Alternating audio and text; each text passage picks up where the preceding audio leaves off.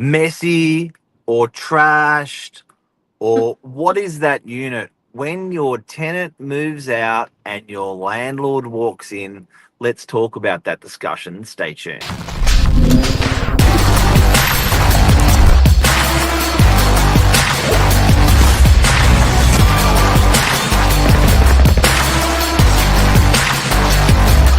I'm the ringleader, so listen up. What is behind your shoulder, Cleo Whittier, expert property manager? It's only been here the whole time I do morning minutes. That's a marble Venus de Milo, the famous sculpture that is in the Louvre. She should be in Greece, but anyway, let's not go there. In the Louvre. Yeah, she's been in the Louvre a long time. The replica, or that's the real one, No, stolen. this is a replica, obviously. The real one's like 6 foot, 7 foot tall. But I remember we went there and Brian was like, let's go visit like Venus de Milo. I'm like, no, I'm not paying to see something that shouldn't be here. But we did eventually go see it. Oh, Anyway, this one is all marble, and so is the platform she's sitting on. But they're so that hard to is clean. Marble's so porous. that is Anyway, so woggy of it's you. so woggy, isn't it? Yeah. Just very quickly, who is Venus D'Amargo?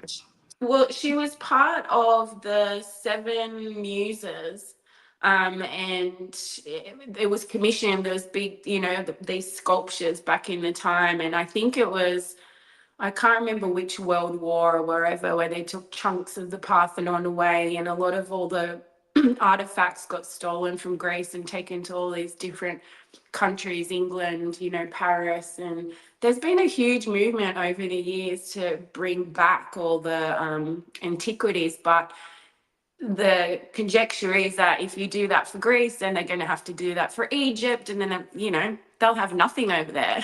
They'll have some oil paintings. Wow. Another thing we learned about you today. There you go. There you go. You're into A your box, arts. box full Into of your tricks. arts. Now, Cleo, Um, tell me, this is a discussion you've just recently had with a landlord. This is a discussion you probably have quite frequently, daily with landlords, and it's when a tenant is in a property and the landlord goes, what? Oh, that's not how I left the property. That's not how I thought the property was in my brain. How does the conversation go? Look, it comes to some real delicate negotiations. A client always wants to know that you're in their corner, and that's what we do. But we also have to be reasonable and in respect to the tenant that's been there for over 6 to 8 years. Um, the landlord does receive routine videos. However, they may not watch them for 1 year, they may forget about it or whatever. We go there twice a year, every year, and we see a property change over time, especially in a big house. Things come up, things arise. A landlord might not remember, oh, that retaining wall, I reversed into that 10 years ago, and then all of a sudden they see a chunk of brick gone and they're like, "Oh, did the tenant do that?" And we have to then refresh their memory. So it is a comparable timeline of over, 8 to 9 years. And then there's certain things that we have to, as the property manager, say, look, that's wear and tear. You need to let that go. Or that's something that, has depreciated. You really should replace it now anyway. So it's a real long negotiation. That's why the bond claim is offered a 2 week period to settle all disputes. Because in that 2 weeks, you can imagine if you're negotiating a 10-year contract or tenancy, there's a lot of things you're going to go through. It must be a delicate conversation where the landlord turns around and says, "Who are you working for? You should be working for me. You should be in my side of the corner." It's true, and we do go to bat for both sides, for the owner predominantly, but we also, the tenant's also been there paying rent. There's maintenance requests that we have recorded that the owner may have overlooked or things like that. And it's our job to also mention that, on behalf of the tenant. But yeah, look, we're not saying that if a tenant's been disrespectful and damaged the property, that we're not going to, make them accountable by way of claiming money from the bond. We're not saying that at all. That is what the ingoing condition report is for, and damage is very clearly damage. But where an owner feels damage and wear and tear are the same, that's where we clash and need to, have a win for both sides if possible. Because things are going to happen in a property. You do get, for example, carpets that are stained. It's an accident. It's not like the tenant purposefully dropped that cup of coffee, but the owner's not going to get brand new carpet out of that stain. They're going to get a compensation amount based on the depreciation. The carpet's over a Yeah. certain amount of years, it's a write-off. And NCAT won't give you any money for it at all anyway. They'll just say, look, Mr. Owner, you've had that tenant for 10, 12 years. Now's the time to replace the carpet. Zero. They get no money for it. So we need to refresh the legislation terms to the client when we're there. But it doesn't mean that we're not going to raise that, with the tenant. How did this happen? What's happened here? And then we'll come up with a monetary figure, not just off the top of our head.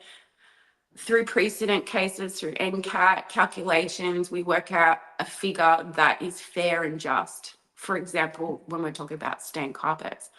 There are other things that come up, like, if it's a wear and tear item, like a blind that's going up and down, up and down, up and down for 10 years, and that blind cord is broken, that's not the tenant breaking it. That's the tenant using it. And as a result, over time, it's perished. It needs to be replaced. Sometimes the client will go, well, they've not been careful with it. I've lived in my house for 35 years and I've had the same blinds and none of them are broken. And we're like, I understand, but there's certain things like if the balcony is, north facing and it gets a lot of sun, that plastic takes a lot from that, and it will break in 1 to 2 years if the tenant's constantly using it up and down, and it's there for use. So these sorts of things are what we negotiate at the outgoing with the landlord and the tenant. And they always And come up, the same things over and over. so, if it's not an experienced property manager that handles their landlord and handles their tenant and handles the situation, they go to war. Um, this arbitration will happen in a tribunal situation. It will cost the landlord time and money, and it will cost the tenant time and money. So I have to add, you've got to have a gun, an absolute gun of a property manager. And in addition to that, you've got to have awesome documentation documenting the evidence through that period of the tenancy. But something I should mention, something that I should mention is that I've often printed out the ledger for the tenancy with the landlord when there's been a bump like you're talking about. And this is how it goes. We'll look at the ledger and the tenant's I paying love 40 this. grand a year and the tenant's been there for 10 years. And it's like, Mr. and Mrs. Landlord, you've collected $427,000 and 752 and 52 cents.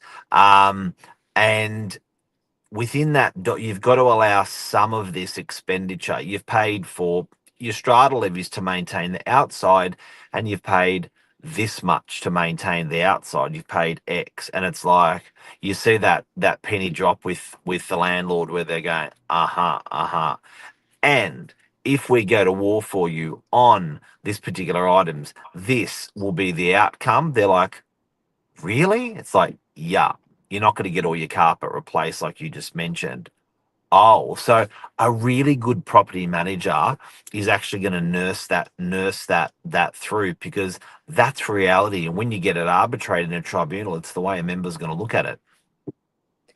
It's true. And I love what you said with the ledger, because sometimes there hasn't been any upgrades in that time and tenants kept maintenance requests low.